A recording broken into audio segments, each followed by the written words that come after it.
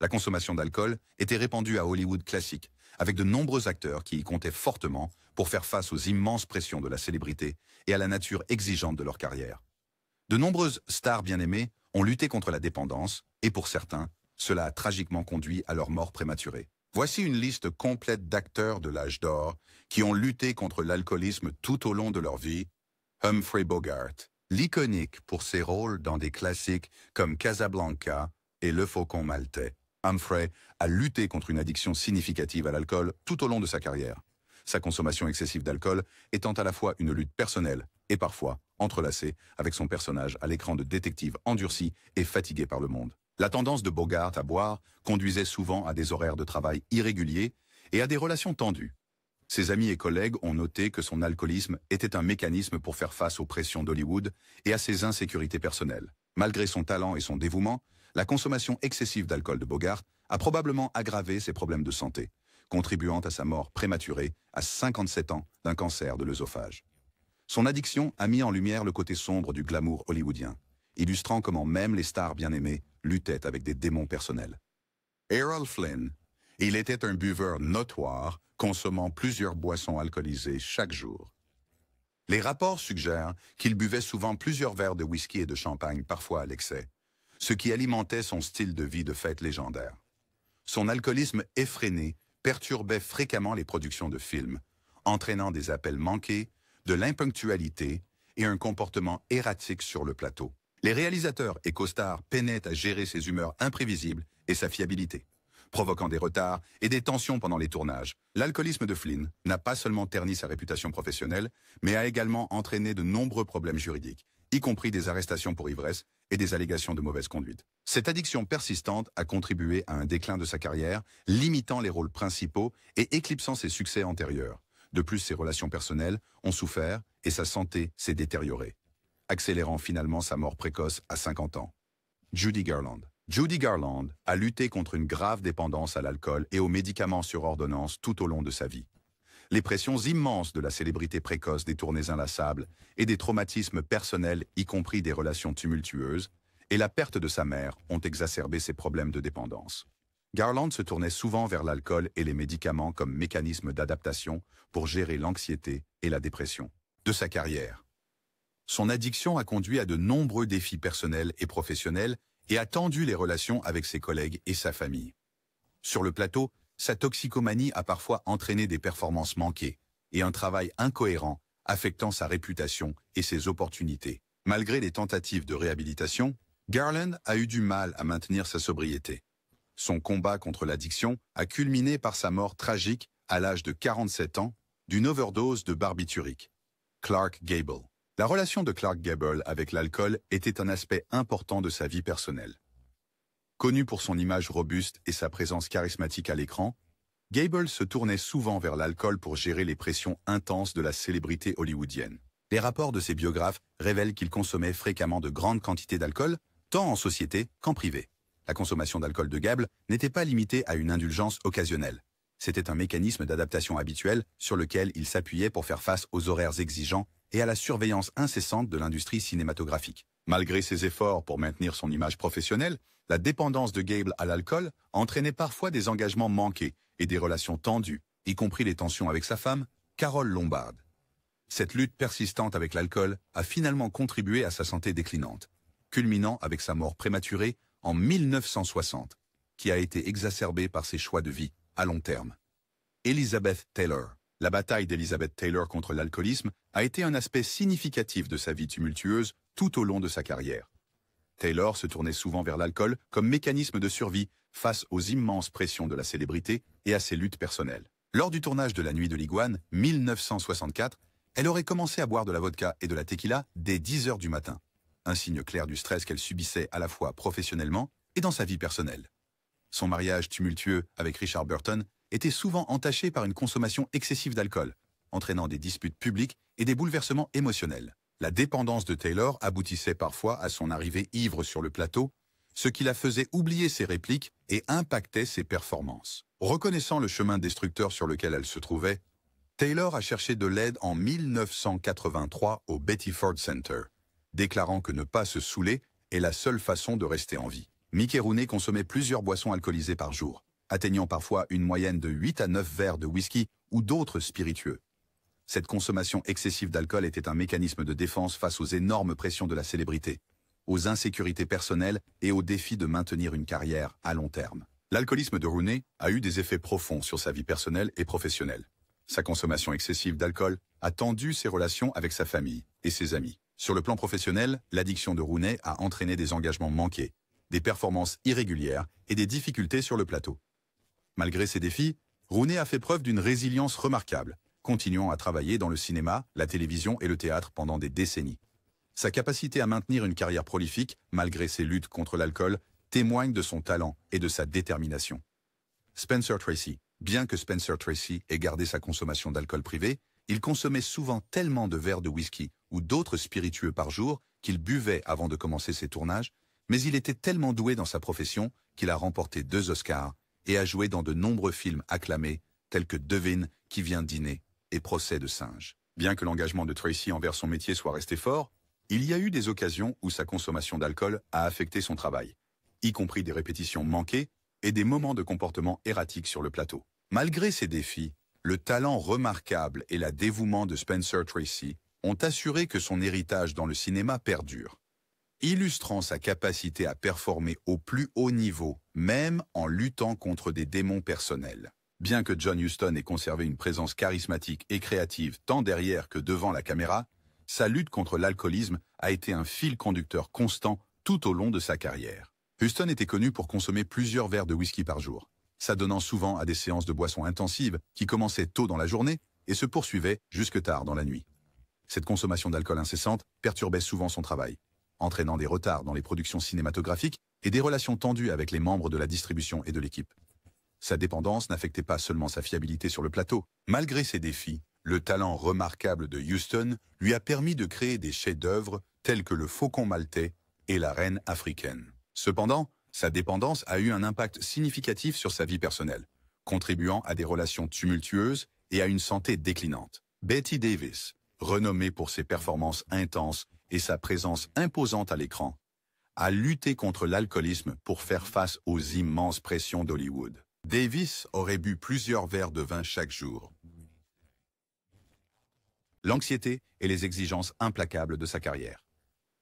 Ses habitudes de consommation d'alcool menaient souvent à un comportement imprévisible sur le plateau, ce qui causait des tensions avec les réalisateurs et ses collègues acteurs. Malgré ces défis, le dévouement sans égal de Davis à son art lui a valu de nombreuses distinctions, dont 2 Oscars. Cependant, son addiction a tendu ses relations personnelles, menant à l'isolement et à des conflits fréquents avec ses amis et sa famille. La persévérance de Davis face à l'addiction lui a permis de maintenir une carrière réussie, mais les conséquences de son alcoolisme étaient évidentes dans ces dernières années. Marilyn Monroe. Marilyn Monroe a lutté profondément contre l'alcoolisme ainsi que d'autres abus de substances. La consommation quotidienne de Monroe incluait souvent plusieurs verres de champagne et cocktails qu'elle utilisait pour masquer ses insécurités profondes et sa douleur émotionnelle. Son habitude de boire perturbait souvent les tournages, entraînant des performances inégales et des annulations de dernière minute. Les pressions de la célébrité, combinées avec des traumatismes personnels et des relations ratées, exacerbèrent sa dépendance à l'alcool. L'addiction de Monroe entravait non seulement sa fiabilité professionnelle, mais tendait aussi ses relations avec les réalisateurs, ses co-stars et ses amis. Alan Ladd était connu pour consommer plusieurs verres de whisky par jour, utilisant l'alcool comme refuge face aux pressions de sa carrière exigeante et de ses luttes personnelles. Sa consommation excessive d'alcool entraînait parfois un comportement erratique sur le plateau, causant des retards et des complications lors des productions cinématographiques. La dépendance de Ladd a tendu ses relations avec ses collègues et a contribué à un déclin de ses opportunités de carrière, le limitant à moins de rôles principaux alors que sa fiabilité était remise en question. Malgré son talent et sa popularité, l'alcoolisme de Ladd a eu un impact considérable sur sa santé, menant à sa mort prématurée à l'âge de 50 ans. Son combat contre l'alcool souligne les difficultés souvent invisibles auxquelles étaient confrontées les stars de l'âge d'or d'Hollywood. Ava Gardner. Ava Gardner était connue pour sa beauté extravagante, son audace et son style de vie festif. Son ascension vers la gloire était également marquée par l'alcoolisme, des rapports indiquant qu'elle consommait jusqu'à 10 verres de tequila par jour.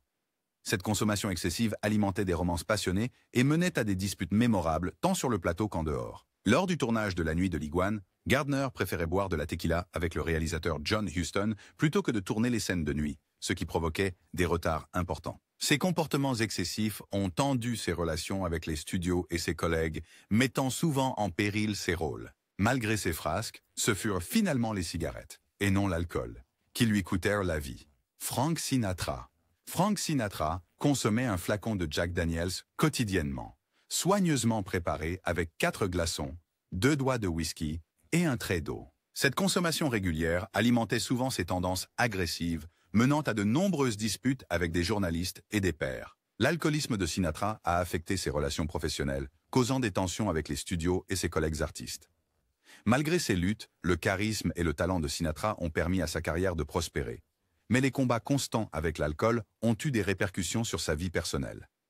Lors de son décès en 1998 à l'âge de 82 ans, il a été enterré avec une bouteille de Jack Daniels dans son cercueil. Marlon Brando était connu pour consommer plusieurs bouteilles de whisky par semaine, ce qui menait à un comportement imprévisible sur le plateau. Pendant le tournage d'Apocalypse Now en 1976, ces fréquentes intoxications ont causé des défis de production significatifs, y compris des répliques manquées et des conflits sur le plateau. Les studios ont eu du mal à gérer son comportement erratique, ce qui entraînait parfois des retards et des coûts de production accrus.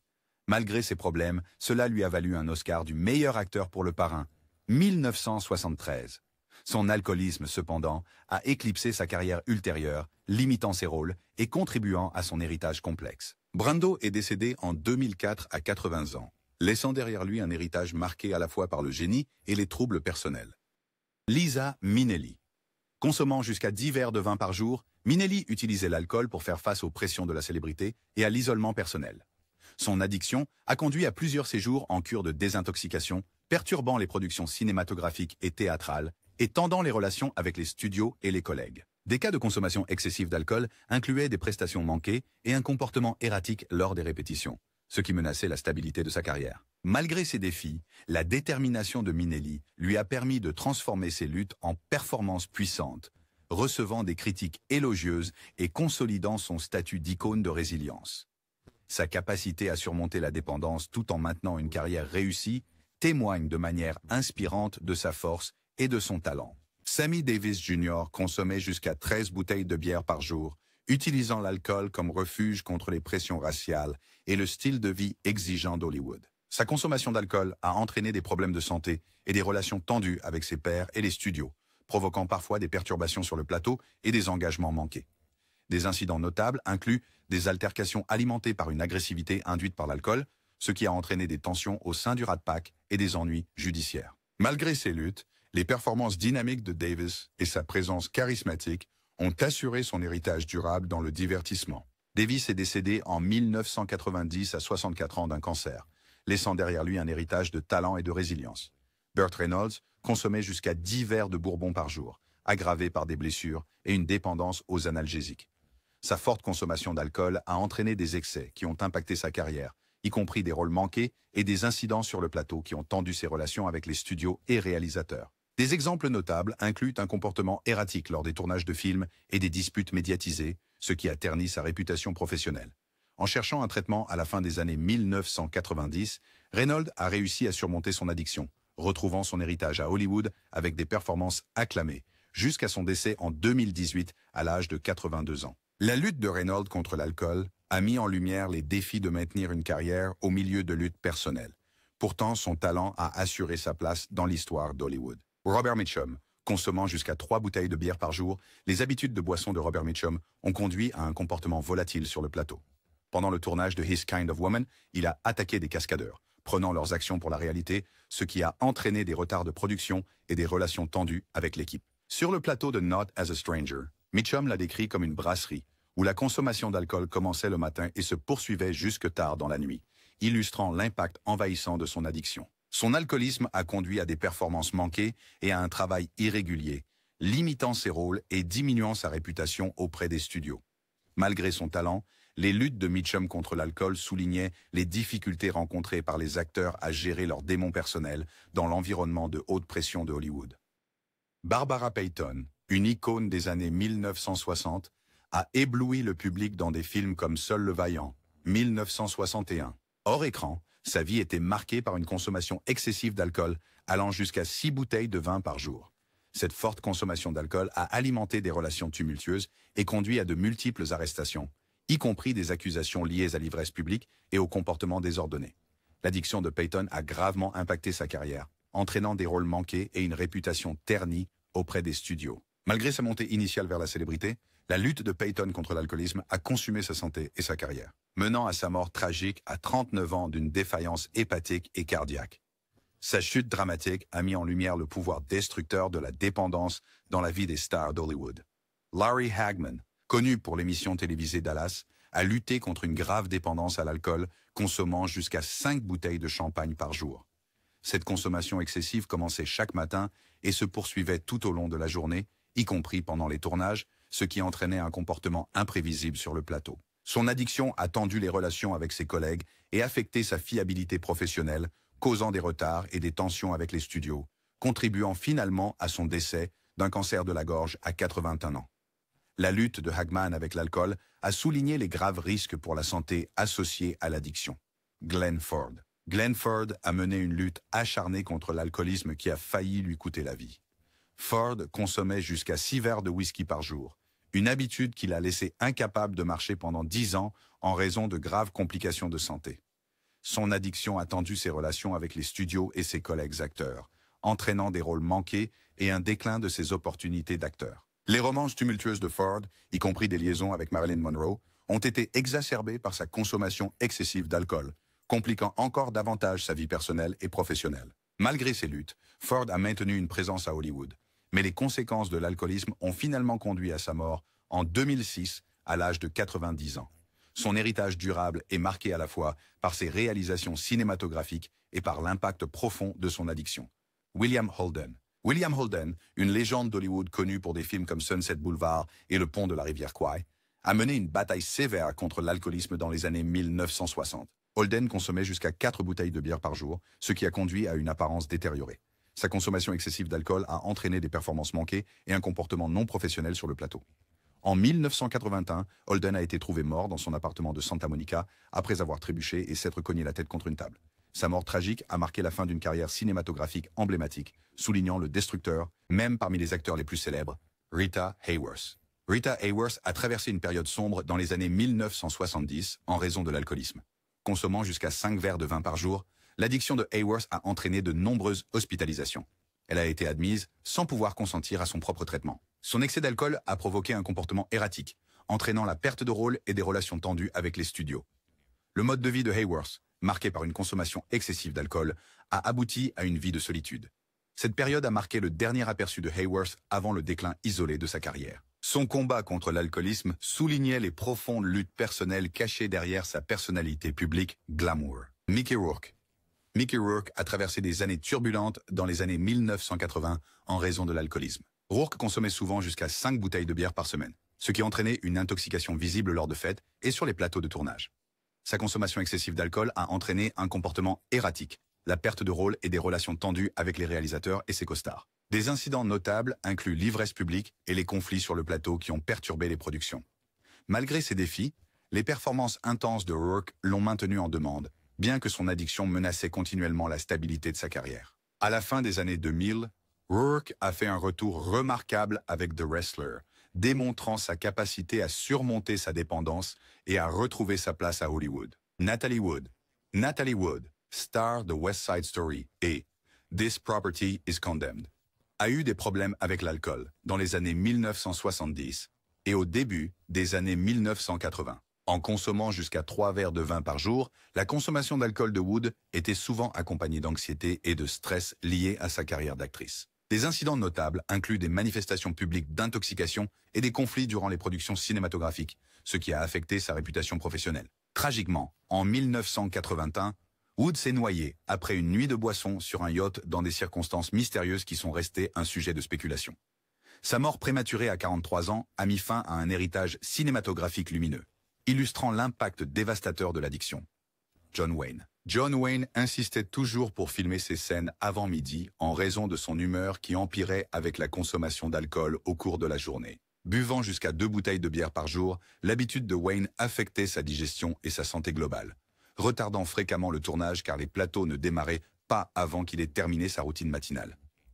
Cet emploi du temps particulier posait des défis pour ses collègues et réalisateurs, causant souvent de la frustration et des retards de production. La réputation de Wayne en tant qu'ivrogne grognon était bien connue, impactant ses relations avec les studios et ses collègues acteurs. Malgré sa consommation excessive d'alcool, Wayne a maintenu une carrière réussie, bien que la pression de son alcoolisme ait contribué à des problèmes de santé plus tard dans sa vie. Sa dévotion inébranlable à ses rôles a persisté, mais ses habitudes de boisson soulignaient le coût personnel du maintien d'une carrière exigeante à Hollywood. Sterling Hayden. Sterling Hayden, un acteur emblématique, a lutté contre l'alcoolisme pendant une grande partie de sa vie, consommant jusqu'à 4 bouteilles de vin par semaine. Pendant les tournages, il passait souvent les après-midi à boire du vin et à fumer du hashish, ce qui affectait sa fiabilité en performance. Hayden remettait en question ses habitudes de consommation, déclarant une fois « Je ne suis pas si malheureux. Alors pourquoi est-ce que je bois ?» Ces épisodes ont tendu ses relations avec les studios et ses collègues, limitant ses opportunités d'acteur et ternissant sa réputation. Malgré son talent et ses contributions au film classique, Hayden vivait avec des regrets et une réflexion sur son mode de vie.